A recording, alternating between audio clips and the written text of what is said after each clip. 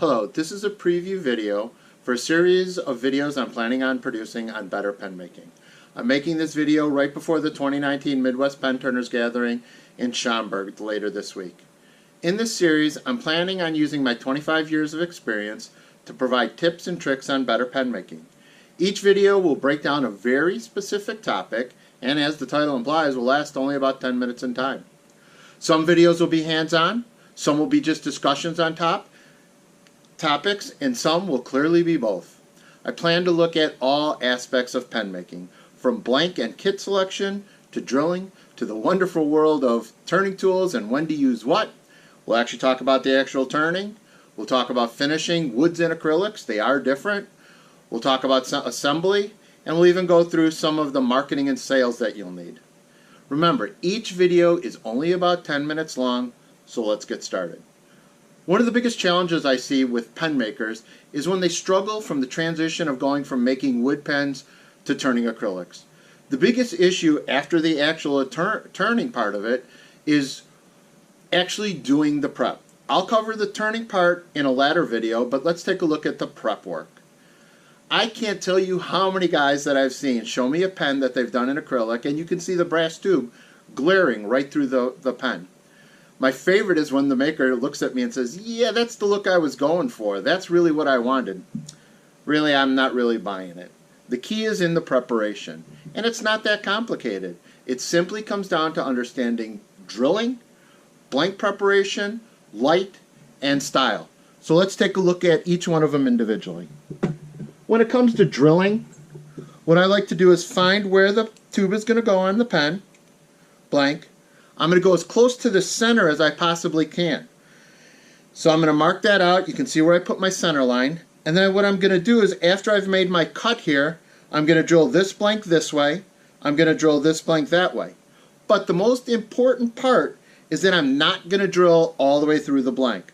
I'm going to leave at least a 1/16 of an inch or an 1/8 of an inch on the outside, so then I can go back to my bandsaw and you can see where my lines are. I'm going to cut them on my bandsaw, and now I've got two perfectly clear holes, both with no chip out, no tear out, and that's really important. You get a little bit more latitude with wood, but when you're talking about acrylic, you're going to want to make sure that you do it this method. The second thing when we talk about drilling is we actually over drill. And what do I mean by over drill? I'm going to get to that one in a second. So what I like to do after I drill the pen is that I'm going to paint the inside of the tube. And why I paint the inside of the blank as opposed to actually painting the tube itself, there's a million different theories out there. Here's mine, and here's my take on it. When I'm painting the blank, light only has to come through the blank. It's going to hit off the paint that's in the blank, and it's going to reflect its way back out. If I paint the tube, light has to come in, has to go through the blank, has to hit the glue, has to hit the paint on the tube, has to come back through the glue, and then escapes out of the blank that way. So you can see I can eliminate at least 50% of that light travel if I just paint the inside of the hole. And so there's many great effects that you can get with that one. So if you look at this pen blank, here's what happened when I painted the inside of the hole white. Here's what happened when I painted the inside of the hole black. Hopefully you can see very distinguished and differences in the pens and the pen blanks. And people ask all the time, will that work on other blanks? Of course it is. Here's one of my favorite purple blanks. Here's the blank when I paint it white on the inside, and here's the blank when I paint it black on the inside. So when I talked about over drilling, one of the things that we don't want to have is that when we're taking the brass tube and we're pushing it into the hole, that we're actually scraping the paint out. We don't want that. So what I'll do is I will drill maybe about a 1/16 up. So what does that mean? So instead of, on a slim line, instead of drilling at 7 millimeters, I drill at 9/32. That gives me just enough room so that when I'm painting the inside and I'm pushing the brass tube in, I'm not scratching the insides. People also ask, what kind of glue do you use? I always paint the tubes, I let them sit for about 24 hours, and then what I use is 5-minute epoxy. I find that 5-minute epoxy is more than strong enough to hold the pen tubes into the blank. I don't scratch them up. I don't do any other preparation on it. I simply put it in, and as I'm putting it in, I'm giving it a nice little roll so that I'm getting all the epoxy all over the tube and that it's seating in there. One of the other things that you need to understand is design and style. So you can see here on this pen, I like to put a little bit of curve, especially in all my slim lines, my Euros.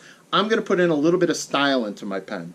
Well, what you need to understand is that if I put in too much style, I'm going to get a lot of acrylic on one end, and let's say that I'm doing a figure 8 down on the bottom, I'm going to get very little acrylic on the inside.